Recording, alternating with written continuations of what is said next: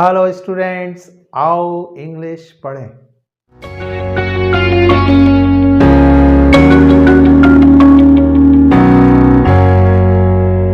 तो स्टूडेंट्स, अब हम देखते हैं वर्ब।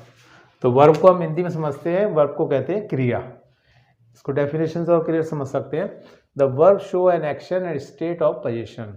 वर्ब क्या शो करता है? एक्शन को, और सेकेंड है स्टेट ऑफ पोजीशन को, जैसे कोई अधिकार का होना। ये वर्ब का मेन वो है फंक्शन। अब इसको हम आगे देख सकते हैं कि वर्ब टू टाइप्स के होते हैं। पहला होता है एक्शन वर्ब, दूसरा होता है हेल्पिंग वर्ब। अब इसके सब टाइप्स देख सकते हैं कि एक्शन वर्ब के सब टाइप्स क्या होते हैं? ट्रांजिटिव वर्ब और इंट्रांजिटिव वर्ब। ऐसे हेल्पिंग वर्ब को हम ऑक्सिलरी वर्ब भी बोलते हैं। तो इसका auxiliary verb helping verb same है, और इसका सेकेंड टाइप जो होता है मॉडल। तो ये सब टाइप्स हैं मॉडल वर्ब। आगे और भी टाइप्स हैं, जैसे finite verb, non finite verb, regular verb, irregular verb, dynamic verb, phrasal verb, linking verb, stative verb. तो ये इसके टाइप्स होते हैं, जो आगे हम इनको डिटेल में समझेंगे। अब सबसे पहले हम एक्शन वर्ब देखेंगे। एक्शन वर्ब को हम मेन वर्ब भी बोलते हैं, हिंदी में बोलते हैं कार्यवाही क्रिया। तो इसका डेफिनेशन क्या हुआ? The verb which show an action. Verb सिर्फ एक्शन शो करता है। तो इसके एग्जाम्पल होते हैं, ऐसे कुछ भी ले सकते हैं आप, कोई भी वर्ब को ले सकते हैं। जंप है, जंप भी अपने आप में एक वर्ब है। Jump, kick, eat, cry, smile, throw, run, sit, buy, help, etcetera. कुछ वर्ब लिए हैं, इनको अपन डिटेल में एग्जाम्पल के साथ इसको और क्लियर समझ सकते हैं। जैसे फर्स्ट हमने जंप है, तो जंप का हम एक एग्जाम्पल बनाते हैं। I jump into the pool. तो ये एग्जाम्पल बना, तो इसमें जंप का यूज़ किया गया। जंप वर्ब है, आई क्या है? सब्जेक्ट है, प्रोनाउन है, कि मैं पूल के अंदर कूद गया, मैंने जंप लगाई। तो यहाँ पे इसका यूज़ हो गया। नेक्स्ट एग्जाम्पल देख सकते हो, आई ईट फूड। तो इसमें एक्शन हुआ कि क्या एक्शन हुआ? कि जंप लगाई, जंप का एक्शन हुआ। तो सब्जेक्ट ने के द्वारा एक्शन हुआ। नेक्स्ट मतलब क्या कहते हैं? एग्जाम्पल है आई ईट फूड। इसमें भी वही है कि मैं खाना खाता हूँ, तो ये भी एक एक्शन हुआ। नेक्स्ट दे सकते हो बेबी इज क्राइंग। बेबी रो रहे हैं, चिल्ला रहे हैं। रोने का मतलब भाव हो रहा है उनका, तो रो रहे हैं। नेक्स्ट दे सकते हो यू आर स्माइलिंग। आप मुस्कुरा रहे हैं, तो इसमें भी एक्शन हो रहा है, smiling. Ram kick the ball. Ram ने बॉल पर किक मारते, तो ये भी एक एक्शन हो रहा है। नेक्स्ट देखते हैं boys through ball. Boy throw ball, तो लड़के जो हैं वो बॉल को थ्रो करते हैं, बॉल को फेंकते हैं। तो ये भी एक एक्शन है, लड़कों के द्वारा जो एक एक्शन हो रहा है कि हम बॉल को फेंकते हैं। Next, the thief rain from the police custody. तो इसमें भी ये एक्शन है कि चोर है वो पुलिस कस्टडी से भाग गया। नेक्स्ट एग्जाम्पल देख सकते हो, तो इसमें भी एक्शन हुआ। नेक्स्ट में the cat sat on the wall. तो बिल्ली है वो दीवार पर बैठी हुई है। नेक्स्ट एग्जाम्पल तो mister Sunil bought a new car. तो इसमें भी एक्शन शो हो रहा है कि सुनील ने एक कार खरीदी। नेक्स्ट है विल यू हेल्प मी। क्या तुम मेरी मदद करोगे?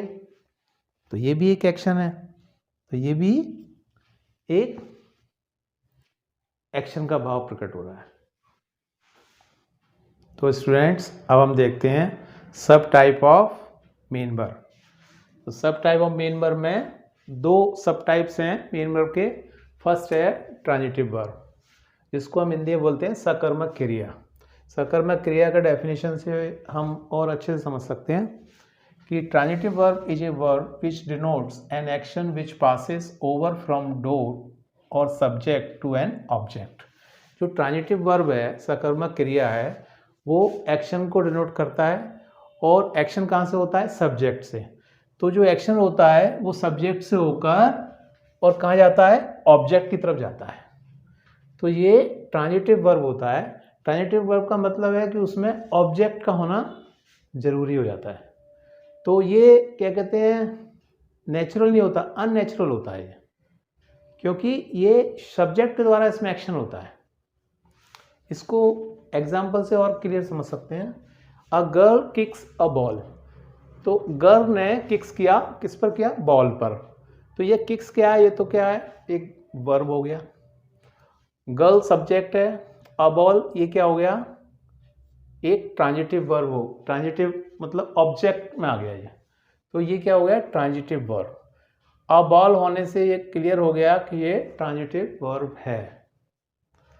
नेक्स्ट मतलब देख सकते हैं, they blame for this mistake, उनको मतलब क्या कहते हैं, इस मिस्टेक के लिए दोषी ठहराया गया, दोषी माने गए वो। थर्ड है, आई कैलकुलेटेड अबाउट पॉपुलेशन, मैंने पॉपुलेशन के बारे में कैलकुलेट किया। तो आई कैलकुलेट सब्जेक्ट ने कैलकुलेटेड किया किसके बारे में, अबाउट पॉपुलेशन। तो ये जो हुआ, ये क्या हुआ, ऑब्जेक्ट आ गया, तो ये भी ट्रांजिटिव वर्ब हो गया। नेक्स्ट देख सकते हो, राहुल कैरेट सूटकेस, राहुल क्या है, सब्जेक्ट है, कैरेट वर्ब हो गया, सूटकेस ऑब्जेक्ट में आ गया। तो राहुल ने सूटकेस को कैरी किया, कैरेट किया। The criminal confessed his crime, तो जो अपराधी है, क्रिमिनल है, उसने हिज क्राइम, क्राइम को कन्फेस कर लिया, स्वीकार किया, एक्सेप्ट कर लिया। नेक्स्ट दे सकते हो, द पुलिस कंट्रोल राइट्स, तो पुलिस ने दंगों को नियंत्रित किया, कंट्रोल किया। तो इसमें कंट्रोल तो क्या वर्ब है, राइट्स जो हो गया, राइट्स ऑब्जेक्ट हो गया कि पुलिस को राइट्स को कंट्रोल करना है। तो इसमें राइट्स जो हुआ वो पुलिस के लिए एक ऑब्जेक्ट हो गया। पुलिस के द्वारा कहाँ गया, राइट्स पर गया, पास कहाँ हुए, राइट्स की तरफ गए वो, तो राइट्स क्या हुआ, ऑब्जेक्ट हुआ। तो ये भी एक ट्रांजिटिव वर्ब हुआ। नेक्स्ट देख सकते हैं हम, इसका सेकंड पार्ट है इंट्रांजिटिव वर्ब। इंट्रांजिटिव वर्ब को हिंदी में बोलते हैं अकर्मक क्रिया। अकर्मक क्रिया का डेफिनेशन से और क्लियर समझ सकते हैं। Intransitive verb is a verb which denotes an action which does not passes over an object. इसमें क्या होता है कि इसमें सब्जेक्ट का जो कार्य है वो ऑब्जेक्ट की तरफ नहीं जाता, मतलब ऑब्जेक्ट की तरफ पास होता ही नहीं है। इसमें साफ लिखा हुआ है does not passes over an object, तो इसमें जाता नहीं है। तो ये क्या है, नेचुरल होता है, इसमें जो भी एक्शन होते हैं वो नेचुरल होते हैं। फॉर एग्जाम्पल से और क्लियर समझ सकते हो, जैसे द गर्ल लाफ्स लाउडली, तो जैसे हंसना हुआ, तो हंसना क्या है, एक नेचुरल है। तो इसमें क्या है, गर्ल जोर से हंस रही है, तो इसमें लाउडली जो है वो कोई ऑब्जेक्ट नहीं है, वैसे तो ये एडवर्ब हो गया, लेकिन ये एक नेचुरल है। तो जिसमें सब्जेक्ट का भाव एक नेचुरल रूप में दिखता है, तो वो क्या होता है, वो इंट्रांजिटिव वर्ब की कैटेगरी में आता है। नेक्स्ट इसका एग्जांपल दे सकते हो, ही स्लीप्स। अब जैसे सोना, वह सोता है, तो ये भी क्या कहते हैं, एक नेचुरल है, इसमें भी कोई कर्ता का कोई भाव नहीं है, सब्जेक्ट इसमें कोई एक्शन नहीं कर रहा है। थर्ड दे सकते हैं, ए बेबी इज क्राइंग, बेबी क्या कहते हैं, रो रहा है, ये भी नेचुरल है, इसमें बेबी का कोई एक्शन नहीं हो रहा है, उसे रोना आ रहा है, रो रहा है वो। नेक्स्ट दे सकते हो, द रेन स्टॉप सडनली। अब बारिश है, बारिश अचानक रुक गई, तो यहाँ बारिश अचानक रुकती है, तो यहाँ पर जो सडनली है ये भी एक इंट्रांजिटिव वर्ब का एक्शन दे रहा है। तो यहाँ नेक्स्ट देख सकते हो, द हॉर्स वॉक्स। अब इसमें जो घोड़ा है वो घूमता है, चल रहा है, तो ये उसका एक नेचुरल नेचर है कि हॉर्स वॉक कर रहा है। Birds fly in the sky, अब जो बर्ड्स है वो तो स्काई में ही फ्लाई करती हैं, तो ये भी एक उनका नेचुरल एक एक्शन है जिसमें सब्जेक्ट के द्वारा कोई नेचुरल एक्शन हो रहा है, इसलिए इसमें कोई इसका एक्शन ऑब्जेक्ट की तरफ नहीं जाता है और इसमें कोई ऑब्जेक्ट होता भी नहीं है। नेक्स्ट हम देख सकते हैं अब सेकेंड वर्ब है हेल्पिंग वर्ब। हेल्पिंग वर्ब को हम ऑक्सिलरी वर्ब भी बोलते हैं, लेकिन ये दोनों सेम नाम है। इसको हिंदी में बोलते हैं सहायक क्रिया। सहायक क्रिया मतलब कि ये मेन वर्ब को सपोर्ट करता है, हेल्प करता है, इसलिए इसे हम सहायक क्रिया करते हैं। और कहाँ का सपोर्ट करता है ये, इसके डेफिनेशन से क्लियर समझ सकते हैं। जैसे an auxiliary verb is a verb that is used to express main verb, tense, mood and voice. तो ये कहाँ सपोर्ट करता है कि ये एक्सप्रेस करता है मेन वर्ब में, मेन वर्ब, टेंस में, मूड में एंड वॉइस में। आगे इसको और एग्जाम्पल से हम समझेंगे। तो आगे देख सकते हैं there are 28 auxiliary verb. Auxiliary verb कितनी होती है? 28। तो इसको दो कैटेगरी में रखा आपने। फर्स्ट है प्राइमरी ऑक्सिलरी वर्ब, सेकंड है मॉडल ऑक्सिलरी वर्ब। तो प्राइमरी ऑक्सिलरी वर्ब में देख सकते हैं, जैसे फर्स्ट है, इनको तीन कैटेगराइज किया है, be, being, have, is, am, are, was, were. तो ये टू बी के डिफरेंट फॉर्म में। नेक्स्ट है हैव, हैज, हैड, हैविंग, ये टू हैव के डिफरेंट फॉर्म में। और थर्ड है टू डू, जिसको टू डज, डिड, तो ये टू डू जो है टू डू के डिफरेंट फॉर्म में। नेक्स्ट मॉडल ऑक्सिलरी वर्ब है। मॉडल ऑक्सिलरी वर्ब में कौन कौन सा आता है? शैल है, विल है, मे है, कैन है, शुड है, वुड है, could, might, must, ought to, use to, dare और नीड। तो ये टोटल मतलब 28 ऑक्सिलरी वर्ब हैं, जिनको हम एग्जाम्पल के हेल्प से और आगे अभी समझते हैं, जिससे और आपको क्लियर समझ में आएगा। तो स्टूडेंट्स, अभी मैंने आपको ऑक्सिलरी वर्ब की डेफिनेशन के बारे में बताया। तो ऑक्सिलरी वर्ब वे वर्ब थी जो मेन वर्ब के टेंस, वॉइस और मूड को एक्सप्रेस करने में हेल्प करती हैं। तो वो कैसे हेल्प करती हैं उसके बारे में ये हमने आपको बताया है कि टेंस, वॉइस और मूड, तो ये विथ एग्जाम्पल के साथ दिया हुआ है, तो उसको हम क्या कहते हैं, एग्जाम्पल की हेल्प से और क्लियर समझ सकते हैं। अब हम इनके एग्जाम्पल पर नज़र डाल लेते हैं। तो फर्स्ट एग्जाम्पल हम देख सकते हैं, टेंस का एग्जाम्पल है कि फर्स्ट एग्जाम्पल क्या दिया हुआ है कि I am going to Delhi today. तो इसमें अपन को दो चीज़ देखना है कि इसमें मेन वर्ब तो गोइंग है और इसमें जो हेल्पिंग वर्ब है वो एम है। तो इसमें एम का क्या रोल है ये हमको समझना है, क्योंकि ये ऑक्सिलरी वर्ब है, इसे ही हम हेल्पिंग वर्ब भी बोलते हैं। तो I am going to Delhi today, इसका मतलब क्या होता है कि मैं आज दिल्ली जा रहा हूँ, ठीक है। लेकिन इसको आपको समझना है कि मैं दिल्ली जा रहा हूँ, तो ये कंप्लीट सेंटेंस हो गया है। और अगर इसमें हम क्या कहते हैं एम को हटा लें तो ये सेंटेंस थोड़ा सा कंप्लीट नहीं दिखेगा और इसमें ऐसा लगेगा अधूरा सेंटेंस है। तो इसमें एम लगाने से क्या है, ये एक तो सेंटेंस अकॉर्डिंग रूल्स के अनुसार कंप्लीट हो गया है और इसका मीनिंग जो निकलता है वो एकदम क्लियर निकल रहा है। तो एम का मतलब ऐसे हिंदी में होता है हूँ।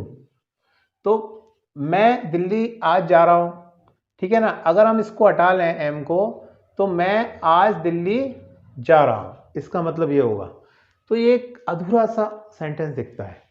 तो इसमें एम का जो भी मतलब क्या कहते हैं हेल्पिंग वर्ब होती है, उसका मेन उद्देश्य ये है कि वो मेन वर्ब को पूरी तरह से सपोर्ट करती है। तो इस तरह से आप ये एग्जाम्पल को क्लियर समझ गए होंगे। ऐसे सेकंड एग्जाम्पल इसका देख सकते हैं, वो भी ऐसी सेम है, वी आर प्लेइंग क्रिकेट, हम क्रिकेट खेल रहे हैं। तो इसमें भी जो आर है वो हेल्पिंग वर्ब है और प्लेइंग जो है वो मेन वर्ब है। तो इसमें भी यही है कि हम क्रिकेट खेल रहे हैं।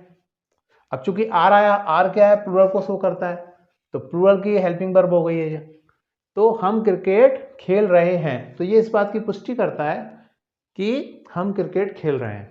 और अगर हम इसको आर को नहीं लगाएंगे तो पहले सेंटेंस ही गलत होगा, ग्रामेटिकल सेंटेंस में एक मिस्टेक है और दूसरा इसका अर्थ भी अधूरा निकलेगा, फुली मीनिंग मतलब इसमें नहीं निकलेगा। तो उसको ऐसे बोलेंगे कि हम क्रिकेट खेल रहे, इतना सा सेंटेंस निकलता, तो वो सेंटेंस कंप्लीट नहीं है, वो नॉट करेक्ट नहीं है वो। ऐसे ही हम नेक्स्ट एग्जांपल दे सकते हैं third, they have gone from here. तो इसमें भी जो हेल्पिंग वर्ब आई है वो मेन वर्ब को सपोर्ट कर रही है, गॉन को, कि वे यहां से जा चुके हैं। इसका मतलब क्या है, वे यहां से जा चुके हैं। तो ये भी वो सेम प्रोसेस है, इसको आप क्लियर समझ सकते हैं कि हैव जो है वो भी मेन वर्ब को सपोर्ट कर रहा है। तो यहां पर जो टेंस है, तो वो टेंस में यही बताया गया है कि हेल्पिंग वर्ब मेन वर्ब को किस तरह से सपोर्ट करता है। नेक्स्ट इसका फोर्थ एग्जांपल दे सकते हैं, Rahul is going to school. इसमें भी इज जो आया है कि राहुल स्कूल जा रहा है, गोइंग मतलब मेन वर्ब हो गई, और इज क्या है, इज गोइंग को पूरी तरह से हेल्प कर रहा है कि राहुल स्कूल जा रहा है। नेक्स्ट एग्जांपल है he is singing a song, वह गाना गा रहा है, तो इसमें भी इज आ गया जो कि वह गाना गा रहा है, तो ये भी मेन वर्ब को सपोर्ट कर रहा है कि गाना वो गा रहा है, ये पुष्टि क्लियर करता है वो। नेक्स्ट अब वॉइस की, मेन वर्ब को वॉइस के अकॉर्डिंग देख सकते हैं, तो वॉइस की एग्जांपल भी हम अच्छे से समझ सकते हैं। तो फर्स्ट एग्जांपल है इसका, एक्टिव वॉइस क्या है, he is writing a letter, कि वह एक पत्र लिख रहा है, ठीक है ना। इसी का हम अगर क्या कहते हैं पैसिव वॉइस बनाएं तो कैसे बनेगा, a letter is being written by him. तो ये एक्टिव से पैसिव बनता है जो, तो ये एक वॉइस कहलाता है, पैसिव वॉइस। तो इसमें भी जो हेल्पिंग वर्ब काम कर रही है, जैसे इज है और ये पूरी हेल्पिंग वर्ब हो गई, तो पैसिव में इज बीइंग हो जाता है। प्रेजेंट में अगर कोई सेंटेंस है तो उसका जो हेल्पिंग वर्ब बनेगा वो इज बीइंग होगा, तो ये भी क्या कहते हैं, मेन वर्ब को सपोर्ट कर रहा है, तो ये भी पैसिव में काम आता है। नेक्स्ट एग्जांपल देखते हो, रमन इज मीटिंग हर, तो इसमें भी इज जो आ रहा है वो भी हेल्पिंग वर्ब है, मेन वर्ब मीटिंग हो गया। तो इसका भी अगर एग्जांपल हम समझें तो वही निकलेगा जैसा पहला निकला कि she is being meeting by him, तो इसमें क्या हुआ, हर का शी बन गया, तो ये अकॉर्डिंग पैसिव बन गया। तो इसमें भी हेल्पिंग वर्ब क्या है, इज बीइंग, ये भी मेन वर्ब को सपोर्ट करता है। तो इसमें थोड़ा सा ये है कि इसमें एक मिस्टेक है, उसको क्लियर कर सकते हैं कि इसका ये थर्ड फॉर्म कर सकते हैं मैट, क्योंकि पैसिव वॉइस में थर्ड फॉर्म आता है। इस चीज़ को थोड़ा सा आप क्लियर समझ सकते हैं। नेक्स्ट है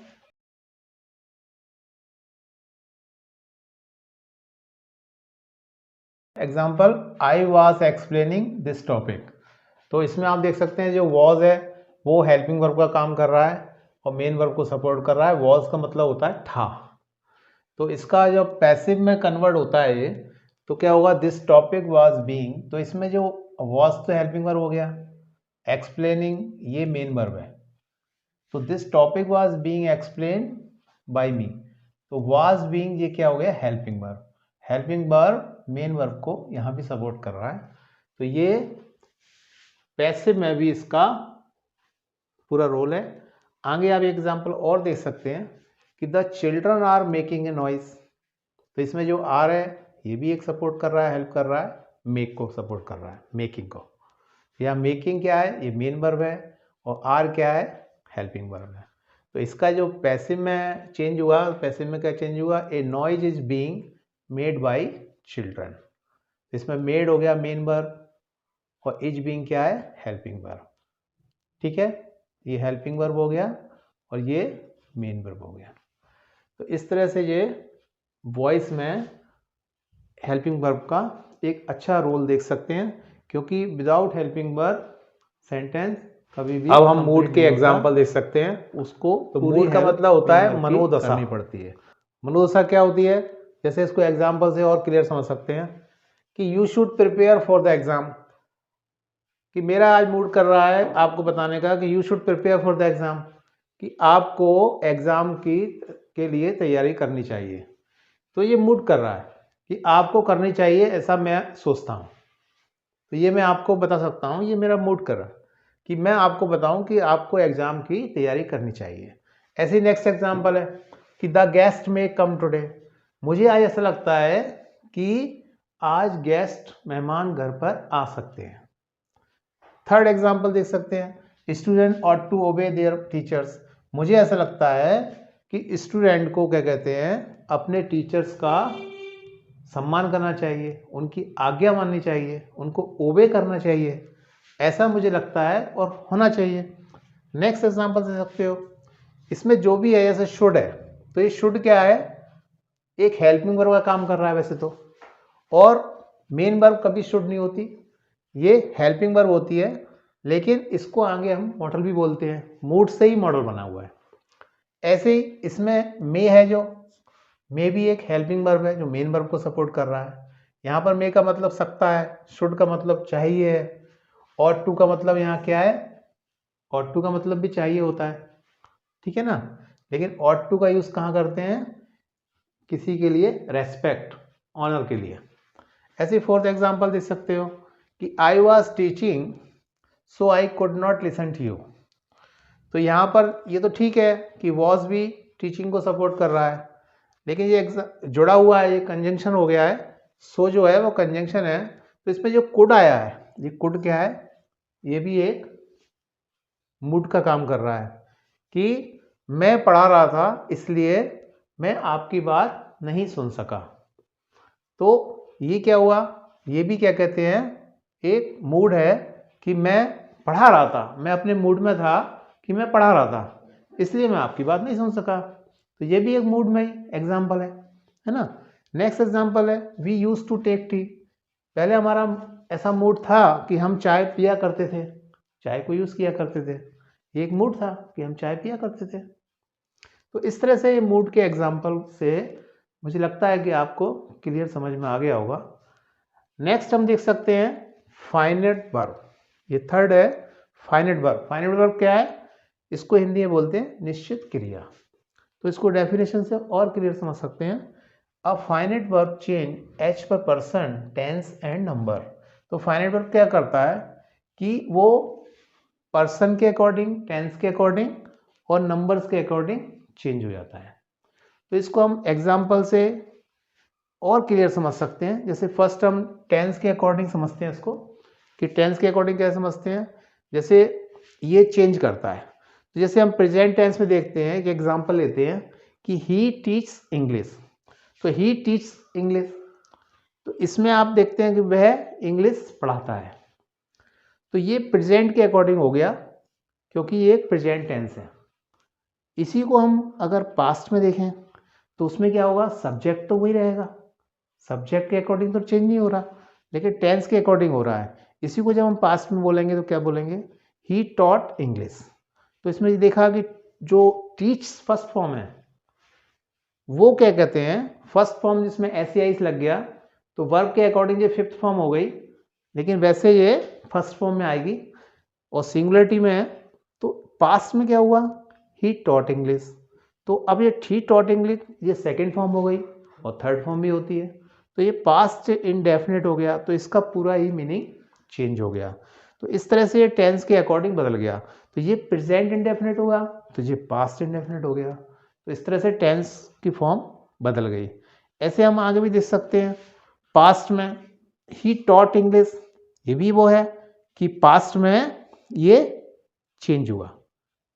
नेक्स्ट देख सकते हैं फ्यूचर में, फ्यूचर में भी ये चेंज करा कि इसका वर्ब तो वही है लेकिन फ्यूचर में भी इस तरह से चेंज हो सकता है, ही विल टीच इंग्लिश, ये तो हेल्पिंग वर्ब है लेकिन मेन वर्ब क्या हुआ, टीच।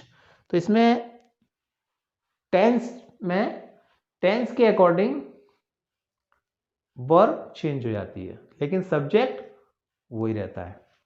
अब हम इसको पर्सन के अकॉर्डिंग देख सकते हैं कि पर्सन के अकॉर्डिंग किस तरह से चेंज होता है, तो इसका फर्स्ट पर्सन के अकॉर्डिंग देख सकते हैं कि फर्स्ट पर्सन क्या है, आई टीच इंग्लिश, मैं इंग्लिश पढ़ाता हूं, तो ये जो टेंस हुआ ये टेंस तो प्रेजेंट में है लेकिन ये फर्स्ट पर्सन है।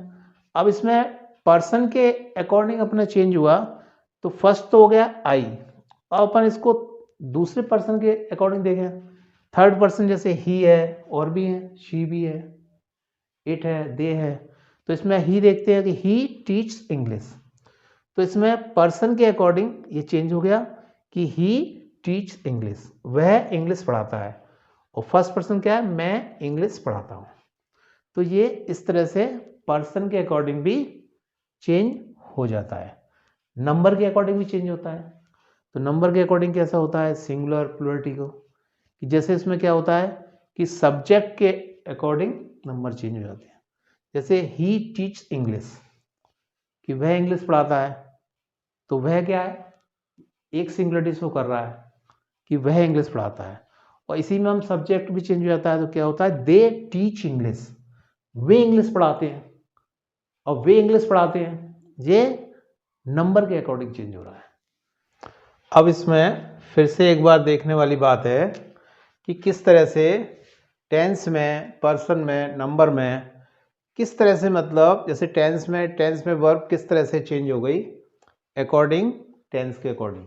तो फॉर एग्जांपल फिर से हम इसको एक रिवाइज कर लेते हैं। जैसे प्रेजेंट में ही टीच इंग्लिश, तो इसमें जो प्रेजेंट में दिया है टीच, तो टीच को जब पास्ट में जब टेंस गया तो ही टॉट हो गया।